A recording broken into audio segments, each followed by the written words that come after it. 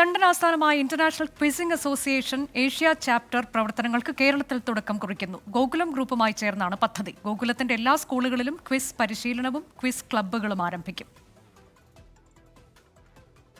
Quizzing എന്ന ഗെയിമിലെ അന്താരാഷ്ട്ര സംഘടനയാണ് ലണ്ടൻ ആസ്ഥാനമായ ഇന്റർനാഷണൽ ക്വിസിംഗ് അസോസിയേഷൻ.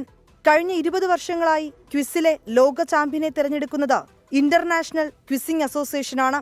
2024 IQA ഏഷ്യയിലെ പ്രവർത്തനങ്ങൾക്ക് തുടക്കം കുറിക്കുന്നത് ഗോകുലത്തിലൂടെയാണ്.